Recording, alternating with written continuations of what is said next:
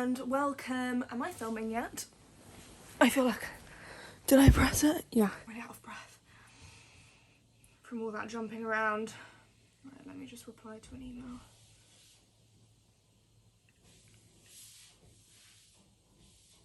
Yes.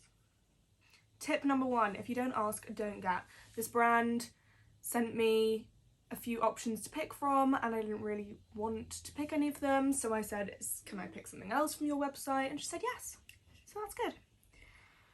Why am I so out of breath? I need some water. So, welcome back to my channel, or welcome to my channel if you're just stumbling across. My name's Molly and I really like pink and I'm filming in my room today.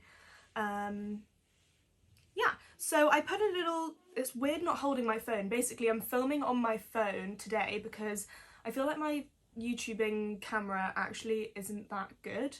When I was editing my Paris vlog, I realised that a lot of the footage just isn't like that clear, and I forgot my vlog a few times, and the footage that I filmed on my phone, even when it's in the dark, is better. So I'm trying to film on my phone. I'm trying out filming on my phone today, because I think it's gonna be better, and I have like hundreds of thousands of pictures in my camera roll, so storage isn't good, but I can just delete this after I've uploaded it to YouTube and it'll be fine. So I put a little question box on my story saying, what did you want my next video to be about? God, it's weird. Usually there's like a little viewfinder on my, is that what it's called? Like a little screen on my camera that I can flip up so I can see what I look like. But because I'm filming with the like back camera, not the front camera, I can't see what I look like. Do I have a mirror that I can put behind you? This is really disconcerting. I don't know what I look like. I'm gonna go get a mirror.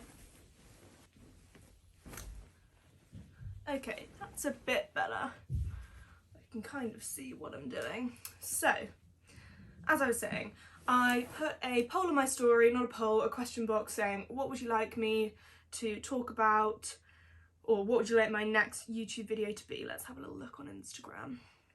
I just stubbed my toe getting that mirror. Yeah, so I said, what should my next YouTube video be? Give me requests.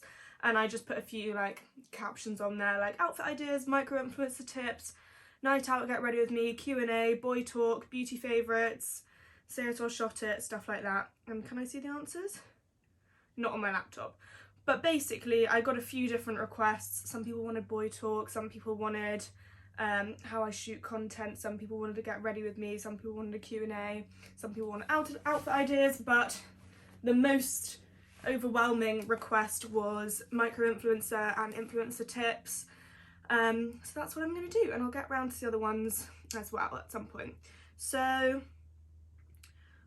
I also put another question box on my story once I decided what I was going to do, saying specific questions that people wanted to know the answer to. So I've just spent like an hour writing down in my notes all the stuff I want to say. Do you see that? It's dedication. So let's go through these. Disclaimer, I'm not like at the top of the game. I still have loads to learn, loads to do, lots of growth to do. I'm definitely not the best authority in the world. Yeah, like I said, I'm still learning, I'm getting better.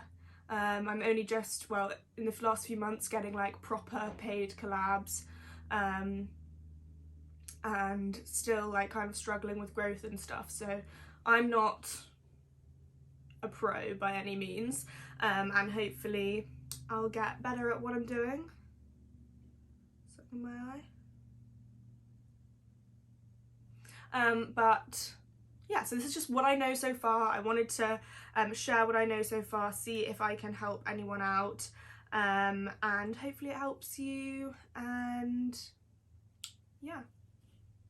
So let's dive into it. Can I make this bigger for me to read? God, I've written a lot here. I'm kind of just gonna go through this in a random order. Okay, I can't make that bigger. So the first thing, one of the things people were asking about is like, how to get partnerships. Like I said, this is going to be in a, like, I should probably start with a different point, but this is just the first one I wrote down. So the first one people said, well, one of the ones that people said was how to get partnerships with brands. So sometimes when you're trying to get a collab, either the brand will email you or message you on Instagram and say, hey, we'd love to work with you. We can offer you this amount of money, or we can offer you this product. We want you to do an Instagram picture for us in return, or a TikTok or a reel or a story or whatever. So sometimes they'll reach out to you and sometimes you'll reach out to them. So I think actually, to be honest, most of my successful paid collabs have come from, oh, I've just remembered to write something down. Most of my successful paid collabs have actually come from them reaching out to me, but I've still got a few paid collabs and some gifted collabs from reaching out to them. It's just, I guess, if they're reaching out to you, they've already decided that they want to work with you, and if you're reaching out to them, they might have like hundreds of emails to go through, so they might not get to yours, or they might just pick someone else. So wait for people to reach out for you, but that's not very proactive and it's not a proactive way of going about it. So I would say reach out to brands, go to their website, go to the website of the person you want to work with, the company you want to work with, scroll down to the bottom to where it says like contact us, our privacy policy, about us, FAQs, and in the contact us bit, oh, there's something in my eye. In the contact us bit, there'll be something like PR email address, or partnerships, or collabs, or media, and sometimes they'll literally have nothing to do with collabs, but I'll go for like the media PR one and hope that they'll like send that to the right person. Or if you literally can't find it anywhere, go on their Instagram and just message them there. Make sure you're following them, obviously. Message them there and say, hi, I'd love to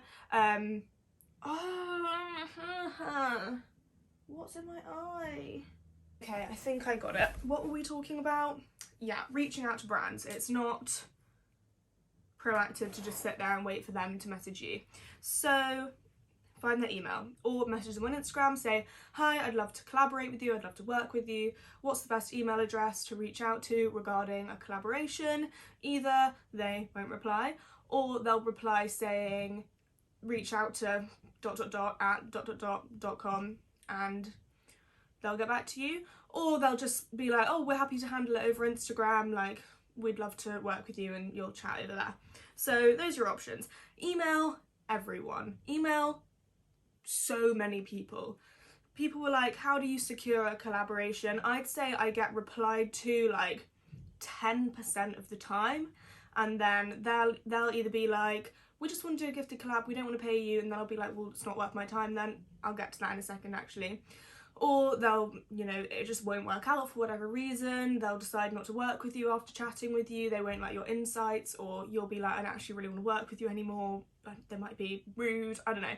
Basically, you need to email so many people, because a small percentage of the people you email will even reply, and an even smaller percentage of that will the campaign actually work out. So I will make like a long list of maybe like 20 brands, I know, every few weeks, but I should really be doing it more often. But for example, I'll make a list of like 20 brands on a Monday and be like, right, I'm going to find all their emails one by one and write them an email, pitch them, and yeah, just email so many people. Think of all the brands you like to wear, the beauty brands you use, the fashion brands, brands you've seen maybe other influencers promote, especially like if the influencer is like your size. If you see them promoting a brand, you know they're going to work with people of your size, so message them. Size, I mean, as in like the amount of following you have.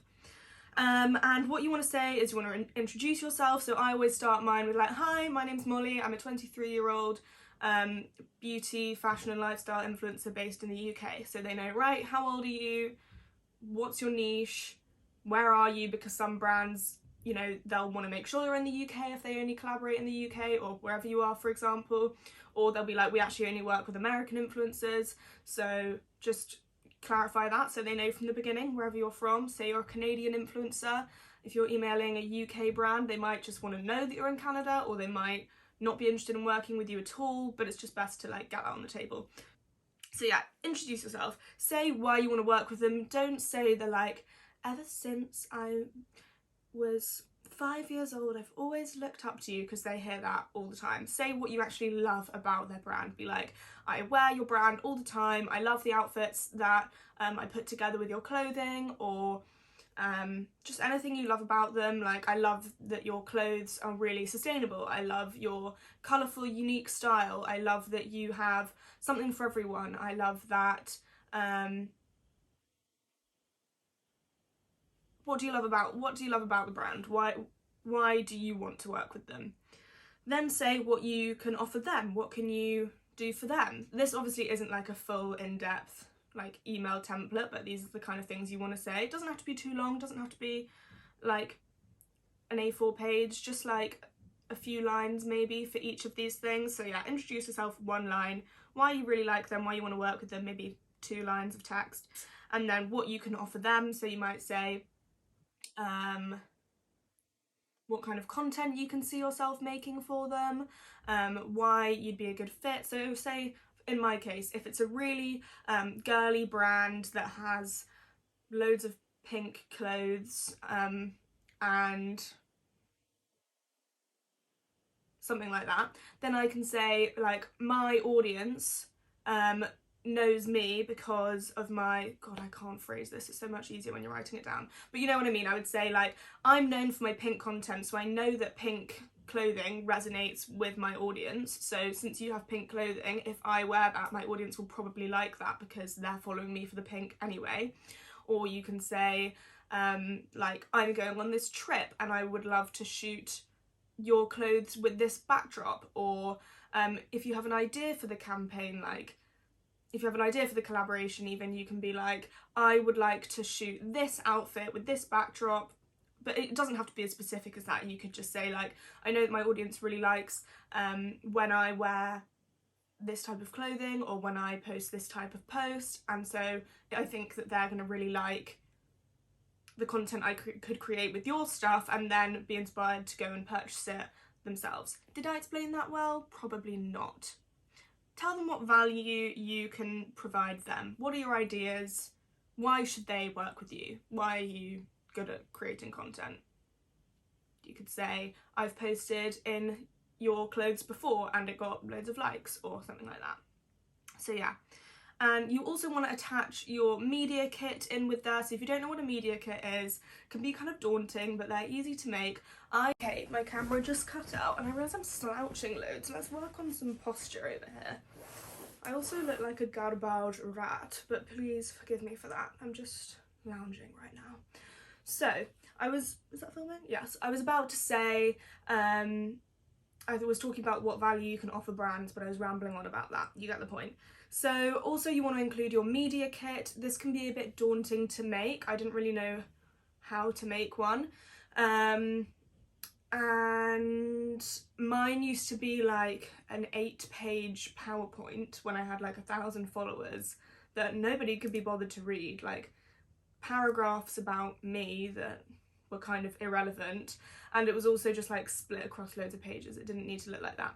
So now mine's a 2-page A4 document, like a PDF, and I won't like divulge every single detail, or I'm sorry, I'm not going to show you mine because I learnt mine from Nitsan Raiter's Mind Your Business course, and because that's like a paid course. I didn't pay for it, she gifted it to me, but because that's a paid course, it's not really fair to like tell you her specific information, but I learnt to do mine from there, so I'm not going to show you exactly what it looks like, but I'll kind of tell you the kind of thing it needs to look like, so, or what it needs to have in it. So you want your name at the top, picture of you, like mine's a selfie, where you can just see what I look like.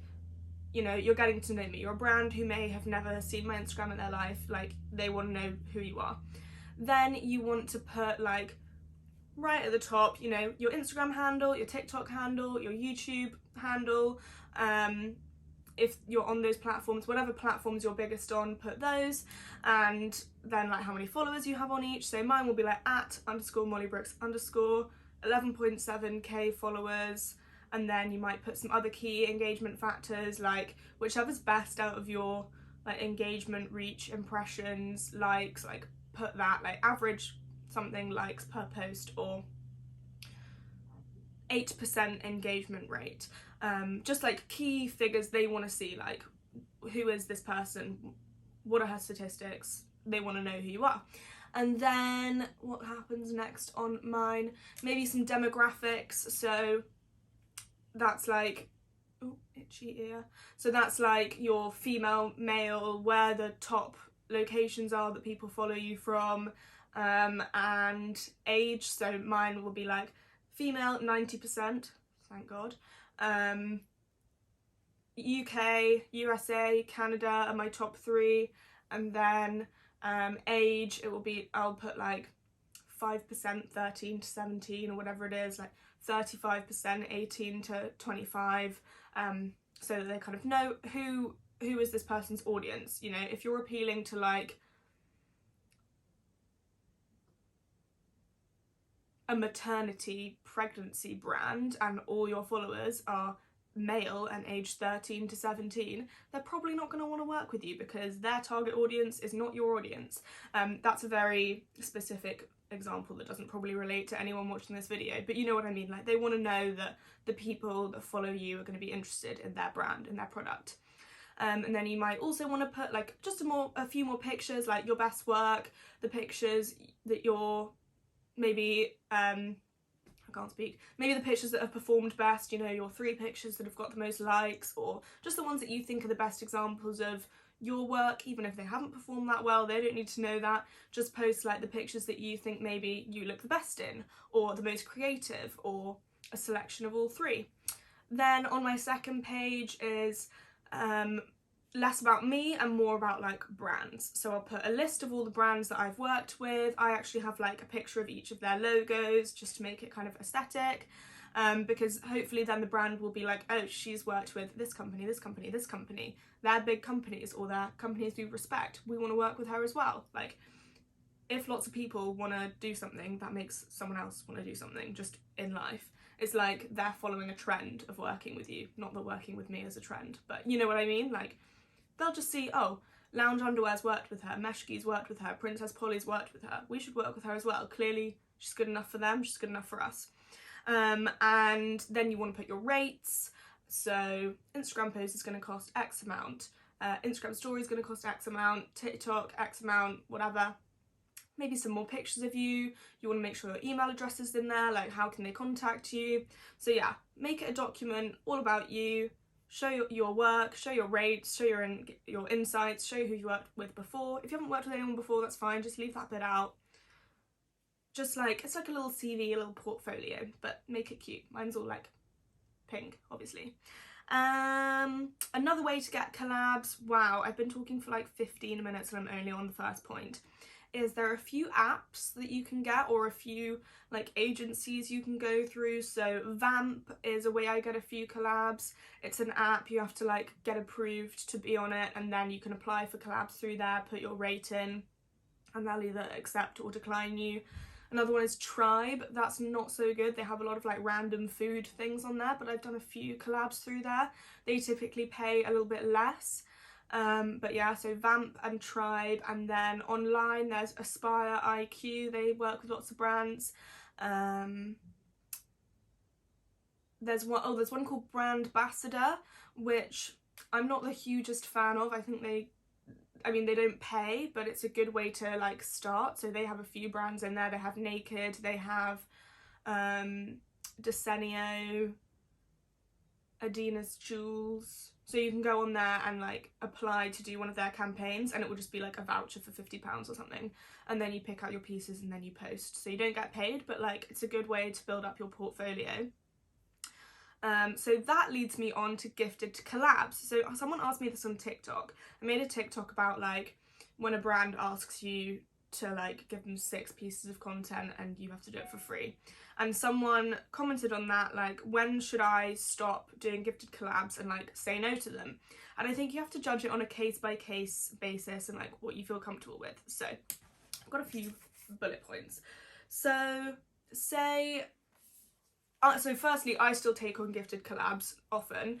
I do some paid collabs, some gifted collabs, and you just have to decide for yourself, like, is it valuable for you. So a few examples. So if it's a big brand that you really want to work with, then it might be a good move for like your career to establish a relationship with them.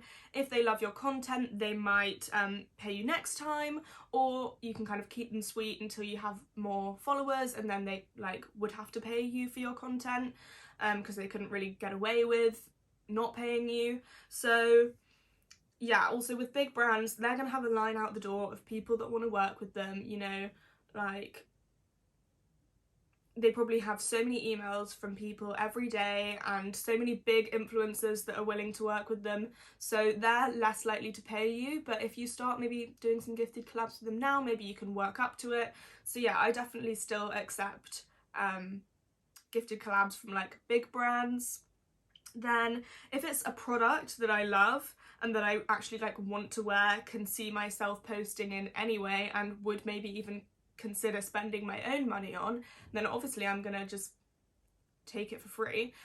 So yeah, so say if this brand, if I'd seen a dress on a website and I really wanted it and I was kind of considering buying it, you know, I had a piece of content in mind that I wanted to create with it, and then the brand reached out to me, or I reached out to the brand and they're like, we're not going to pay you, well then I'd probably be like, well, I want that dress for free, so I'll get it for free, and I was going to post a picture in it anyway, so I may as well just get it for free. So that kind of makes sense.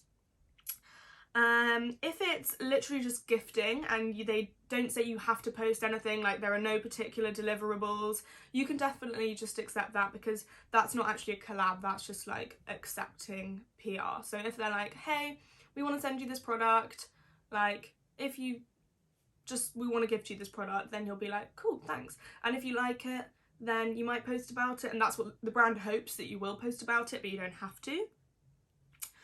So on the other hand, if a brand is clearly taking advantage of you, you know, they're asking for loads of deliverables and they want you to do it for free, then that's unfair. You should not let them exploit you. You know, if they're like, I always find it funny when somebody emails me and they try and make it like hype up the fact that you're getting the product for free and like kind of trick you into thinking that that's a great deal. They'll be like, hi, we want to send you our incredible bundle for absolutely free!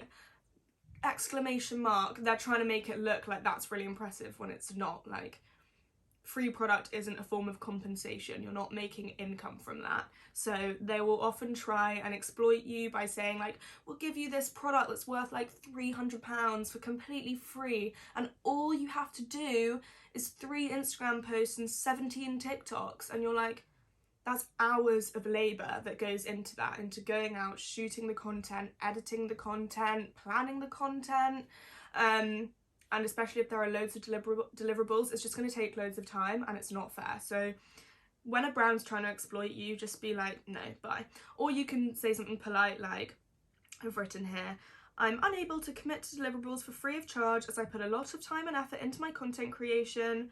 And then either they'll be like, shit, she's on to us, we have to pay her, or they'll be like, shit, she's on to us, we can't really make her post these deliverables, but maybe we'll just offer it as PR and hope she posts. So yeah, that's on gifted collabs. You just have to take it, like I said, on a case-by-case basis. Do you actually want the product? Do you actually want to post about the product? In which case it might make sense for you. Do you want to like keep the brand sweet and maybe work with them in the future? Here's a story.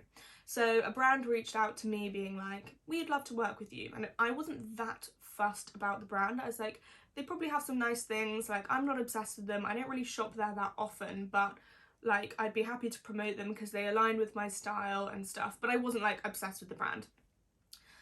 And they were asking for these deliverables and they were like, we're not going to pay you. And I actually just sent a really angry email. Let me read it. Because I was thinking, you know what, I actually don't care if I never get to work with this brand. I'm not that fussed about them. I'm going to find it. I won't say who this brand is. But fasten your seatbelts. So I was just really annoyed. I was like, this has happened so many times where a brand just thinks that because I'm a small influencer that they can just completely exploit me and that I don't know what's going on and that I'm just really stupid and don't know like what I deserve, don't know my worth, and just think, ha ha ha ha, we can get away with literally free labour, which is not fair. You don't hire anyone to do their job. You don't hire a plumber and be like, I'm not going to pay you for fixing my toilet because you're not a very famous plumber. You get what I mean? So I said, hi, name. I'm sorry to hear that. This is after she said, like, so she said, our company policy requires paid bloggers to have a following of 100k plus, along with a proven record of sales. We do have an affiliate partnership. We'd love to, and then we said, we'd love to organise a collaboration with you. We absolutely love your content. And he's like, well, you don't love it enough to actually pay me for my work. So I said, hi, name, I'm sorry to hear that. Since content creation is my job and it takes a lot of time and effort to plan, create, edit and post for brands, I'm unable to take on any unpaid work and subsequently do my job for free. Which is half true because I do take on a few gifted collabs, but I'm not going to do that like often. And I said, it's a shame that brand is unwilling to support smaller creators or take us seriously as influencers, despite our often more engaged and authentic communities and following. Not trying to slam bigger influencers at all, because they're who I want to be. But quite often when your audience is bigger, because you have more people, they're less likely to engage. Like, I have quite a high engagement rate of, I think mine's like 10 to 15%, and other like bigger influencers will have more like a 5% engagement rate. Not all of them, that's just a random figure, because like there are just more people, you know, you can't control how many people are going to be on their phone frequently. But yeah, so that's what I mean by that. And they also, a smaller audience is probably going to trust you more. Like my audience will probably trust me more than like an audience with someone with 1 million followers, because I can turn down a brand that wants to pay me a few £100s if I think it's really not authentic to me. But if someone's offering me like thousands and thousands of pounds, I'm less likely to turn that down. Not to say I don't have any integrity, but hopefully you get what I mean. So yeah, so I said, yeah, despite our often authentic communities and following, I understand that big brands must have a line out the door of creators keen to work with them, which makes it easy to exploit our work without having to pay us, because anyone unsuccessful can simply be replaced by the next. However, it really is unfair on the hopeful and therefore vulnerable micro-influencers who are manipulated into putting hours of effort into their work for free with the unrealistic premise of breaking into the industry. I just don't believe that a brand with a multi-million-dollar net worth can absolutely love my content but simultaneously expect me to neglect my source of income. No other industry would ask their workers to commit hours of labour to their job free of charge. Imagine asking an accountant to come to the office to provide financial advice to clients, a lawyer to fight the case of their defendant, or you to work on influencer outreach, PR, social media managing without reaching a salary. Like, you, person who has emailed me asking to work with me, are being paid to email me. Imagine if you just had to do that for free. And I said, I understand that you personally are not the problem. I kind of felt bad for taking everything out on this girl, but I was like, you know what, I just don't care. Maybe she'll pass this on to someone higher than her, probably not, but I was just ranting.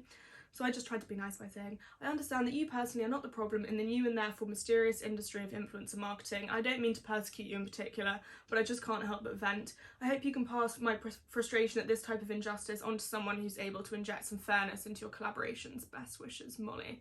So yeah, think what you will of that. You might be like, that's taking it too far, but I was just really angry.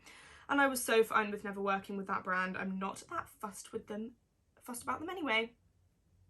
Okay. I didn't plan on reading that email out in this video.